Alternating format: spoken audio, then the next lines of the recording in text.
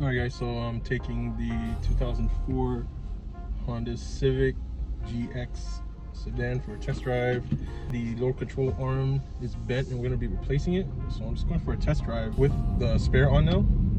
I was driving with the stock tire that was on before this and it was really wobbly, and the reason why, because the tire was already bent and warped itself. So I'm test driving with now the spare.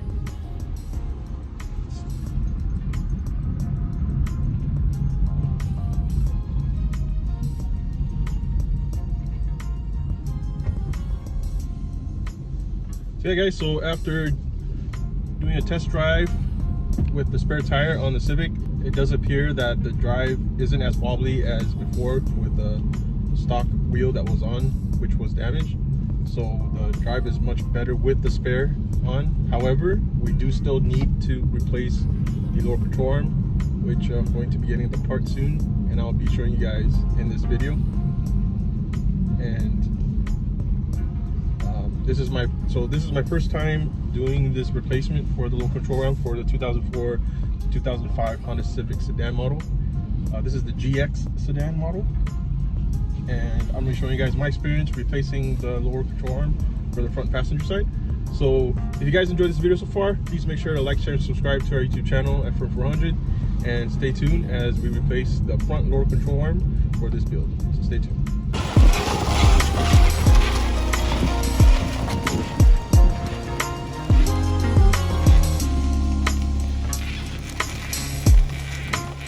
First thing we're going to do is we're going to remove the wheel, and then we're going to jack it up.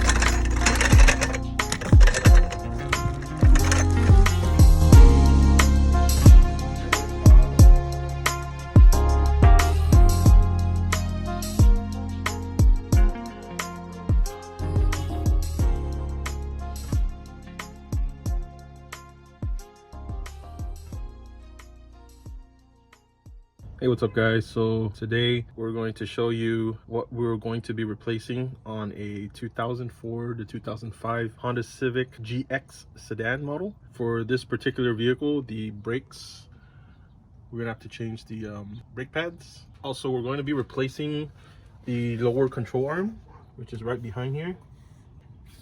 Right in the middle, that's the lower control arm. This whole component right here, this lower control arm, we're going to replace. As you can see, if you look over here on this side, the left side of the lower control arm in the front bushing, it's kind of bent and warped. So we're going to have to replace that, so that way the vehicle will be driving properly. We did a little test drive earlier, and it was kind of wobbly because of the warped, because of it being bent right there, the lower control arm. So we're going to replace the lower control arm. All right guys, so for the end, you see right there, that's in the middle. So the lower control arm end, that's on right above this socket, you're going to be using a 19mm, okay? So for that end right there, I'm pointing to you right there. So for that end of the lower control arm, you're going to be using a 19mm, and I believe the bent arm is going to be the same as well. So we're going to remove, and I'll show you guys. So let's do it. All right guys, so 19mm.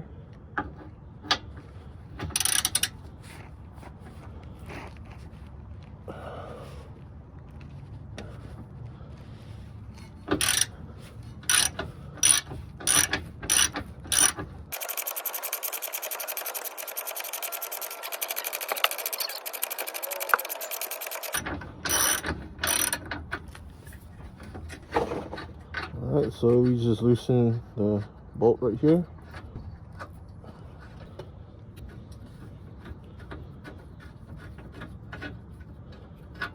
Alright, so we just took out the 19mm bolts on the right side of the control arm. Next, we're going to remove the one that's on the left side now, that's on the bent side. So let's do that. Yeah guys, so just to be safe, I also put a jack here where the brake rotor is at, so that the tension, there won't be any tension when removing the rotor control arm. Just disclaimer, if you decide to do this at your own risk, and I do highly recommend that you get a professional mechanic help you with this. Okay, so let's continue with the installation.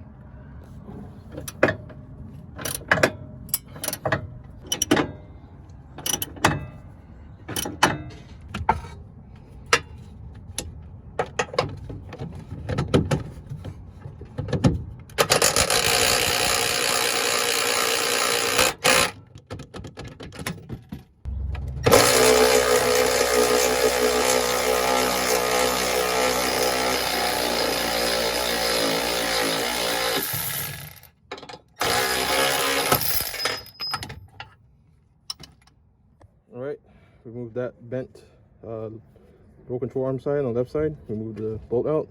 Next is the crown nut that has the cotter pin right underneath here. We have to remove that, so let's do that next.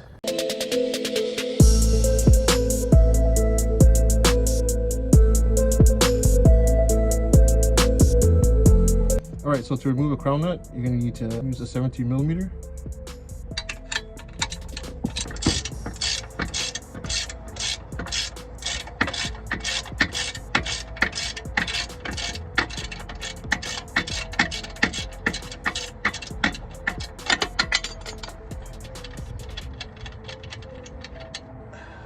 Okay, now you remove the crown nut. Now you can unseat the lower control arm. And as you can see, this crown nut is damaged. So we're gonna need to get a new one to replace it, and then we're gonna install the new lower control arm. All right guys, so we just broke the ball joint away from the control arm. As you can see right here, we use a pry bar. So everything is now loose from the damaged lower control arm you see right here. All we need to do is just take it out now. So let me make sure. So I had this screwdriver here holding this in place when we were breaking away the lower ball joint here. So let's take it out.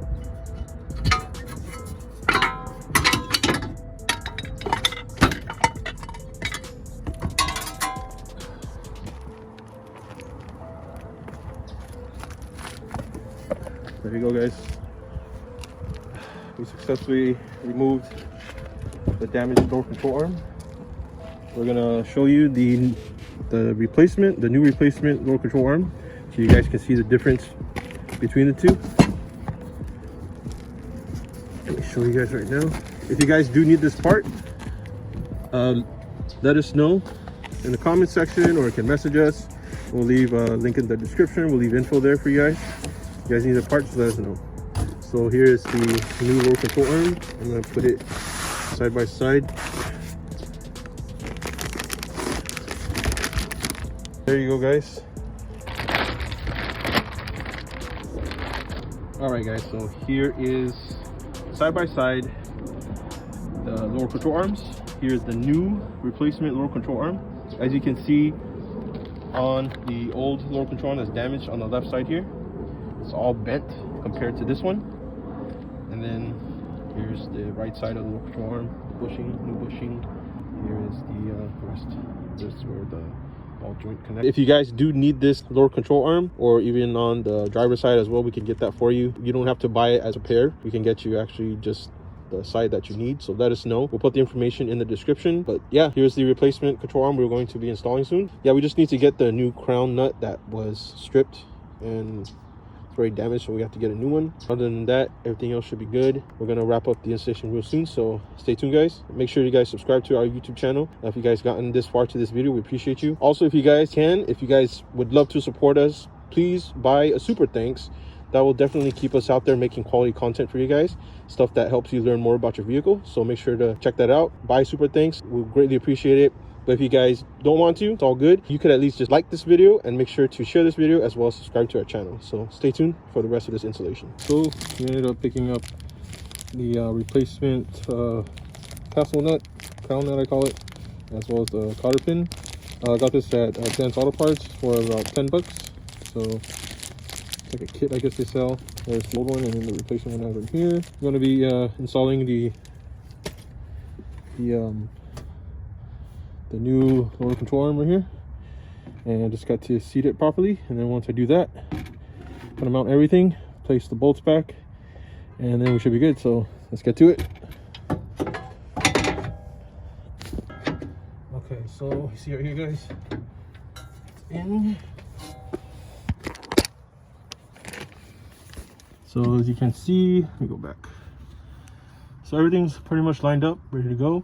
I just got to get the castle nut into the lower ball joint area here, the mounting point.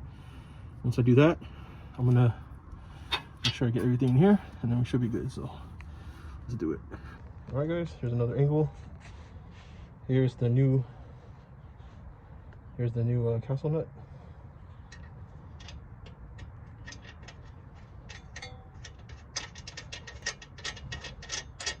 Okay, got that in there.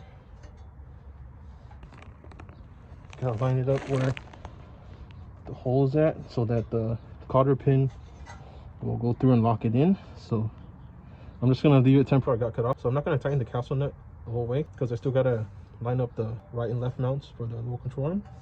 Once I do that, I'm gonna start tightening everything up, and then we should be good. So let's get to it. So earlier when I removed the lower ball joint castle nut, I had to turn the wheel to the right. So what I'm going to do is now I'm going to turn it back, straighten it out. So that way I can seat the arms of the lower control arm right here and on the other side. So let me do that. Let me turn the wheel, and then we'll get to that.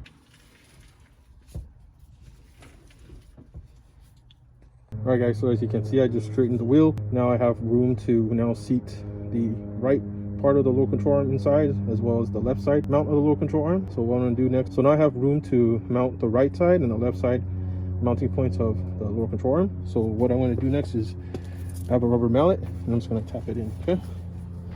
All right, guys, so during this part, when you're installing the lower control arm, I recommend that you guys use the wheel jack on the brake rotor to gauge the tension and height level of the brake rotor while you're trying to get both the left and right arms as well as the lower ball joint. I didn't mention that in this installation, but just make sure you guys do that and kind of go accordingly with the tension and gauge it with the wheel jack, and when you do that, you should be okay.